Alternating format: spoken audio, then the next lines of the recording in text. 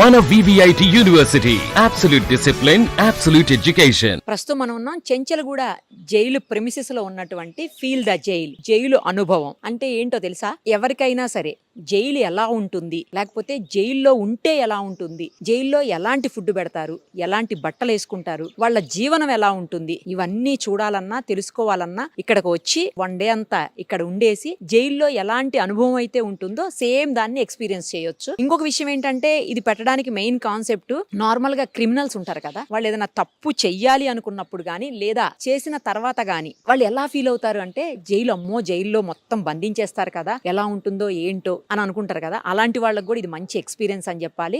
ఇంకొకటి, ఎవరికైనా సరే ఆ ఆలోచన అంటే తప్పు చేయాలన్న ఆలోచన కానీ లేదు అంటే క్రైమ్ చేయాలన్న ఆలోచన కానీ మైండ్లోకి వస్తే ఒక్కసారి ఈ జైల్ని విజిట్ చేస్తే మొత్తం అమ్మో ఇంత భయంకరంగా ఉంటుందా జైలు అని చెప్పి అర్థమయ్యి ఇంకా ఏ తప్పు చేయకుండా తగ్గించుకునే అవకాశం ఉంటుంది. అంటే అలా చేయకూడదు అని చెప్పి వాళ్ళు తగ్గిపోయేటువంటి అవకాశం ఉంటుంది. ఇప్పుడు ఆ ఫీల్ ద జైలు మనం కూడా చూద్దాము, ఒకసారి లోపలికి వెళ్దాం రండి. ఇదిగో ఫస్ట్ బయటే ఉంది చూడండి, ఫీల్ ద జైలు అనుభవం చెంచలగూడ అని చెప్పి ఉంటుంది.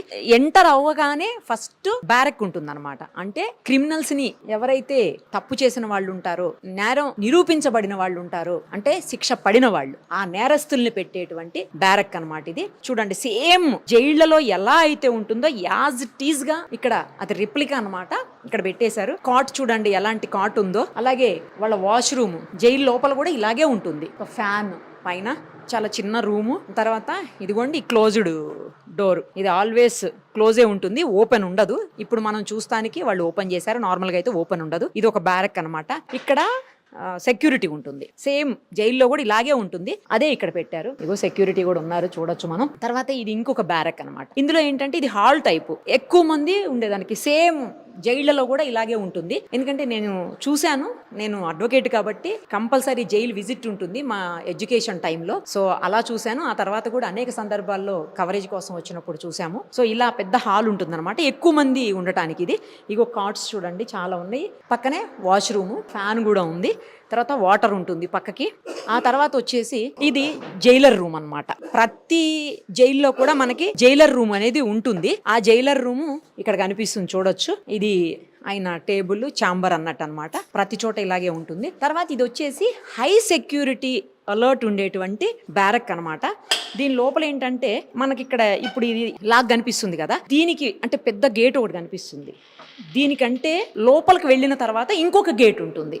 నార్మల్ బ్యారక్స్లో ఇలా ఉండదు, ఇది హై సెక్యూర్డ్ బ్యారక్ అనమాట. అందుకని ఉంటుంది. అంటే నటోరియస్ క్రిమినల్స్ అంటాం కదా, చాలా తీవ్రమైన నేరాలు చేసినటువంటి నేరస్తులకి వాళ్ళు స్టే చేయడానికి పెట్టేటువంటి బ్యారక్ అనమాట ఇది. ఇక్కడ చూడండి ఆల్రెడీ ఇంకొకటి ఉంది. ఇక్కడ లోపల ఒక గేట్ మనం చూసాము, ఆ గేట్లో నుంచి మళ్ళీ ఇంకొక గేట్లోకి రావాలన్నమాట. అయితే ఫ్రంట్ గేట్ క్లోజ్ ఉంటుంది, ఇది ఓపెన్ ఉంటుంది. కావాలి అంటే వాళ్ళు అక్కడ లేదంటే ఈ కొంచెం ప్లేస్లో రావడానికి అవకాశం ఉంటుంది.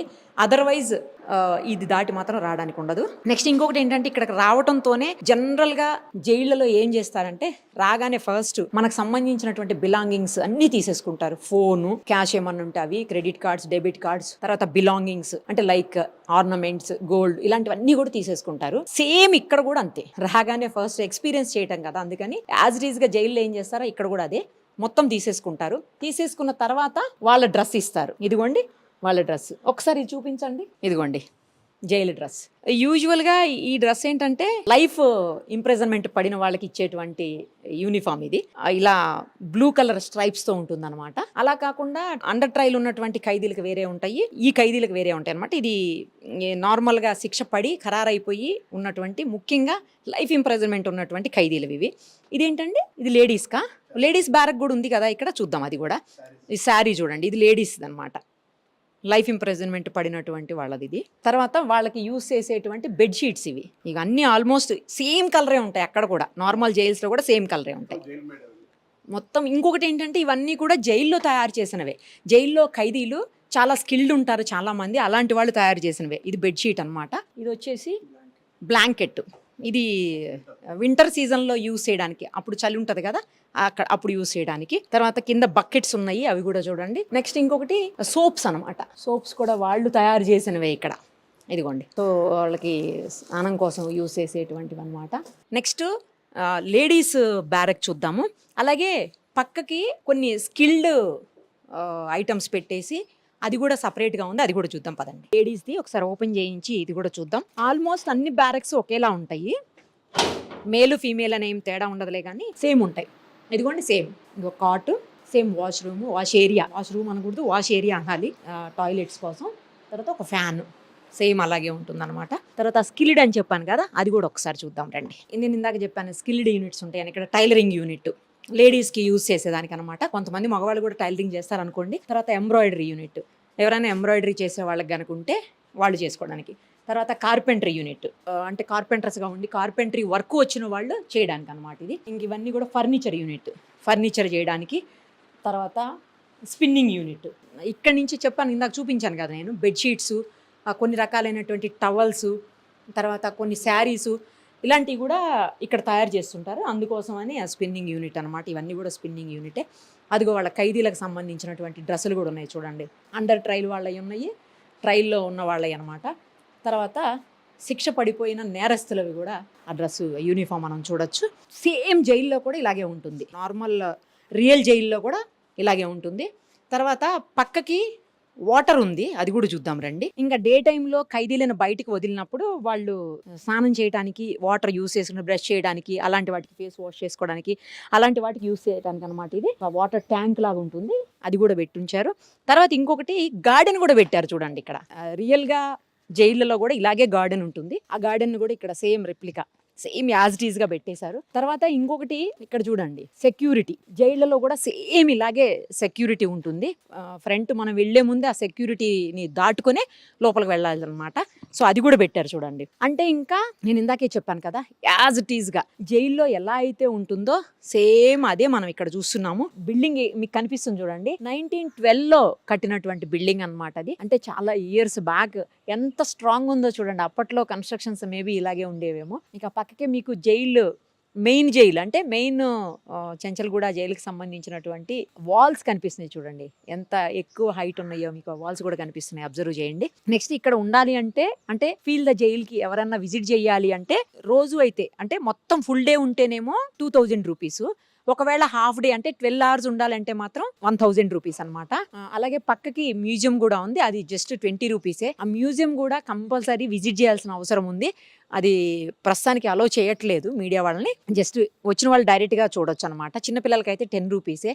ఆ మ్యూజియంలో పాతకాలం నాటి జైళ్ళు ఎలా ఉండేవి, అలాగే ఆ జైల్లో ఎలాంటి ఎక్విప్మెంట్ వాడేవాళ్ళు, అప్పట్లో శిక్షలు వేసినప్పుడు హ్యాండ్ కఫ్స్ లేకపోతే లెగ్స్కి వేసేవి, అలాంటివన్నీ ఎలా ఉండేవి, తర్వాత ఎంతమంది పట్టుకెళ్తుండేవాళ్ళు పోలీసులు అంతా కూడా, అట్లాంటివన్నీ కూడా మనకు ఆ మ్యూజియంలో కనిపిస్తుంటాయి. బ్యాక్ సైడ్ ఉంది అది మ్యూజియం కూడా, పక్కకే అంటే ఫీల్ ద జైల్ కాన్సెప్ట్ పక్కకే ఆ మ్యూజియం కూడా ఉంటుంది.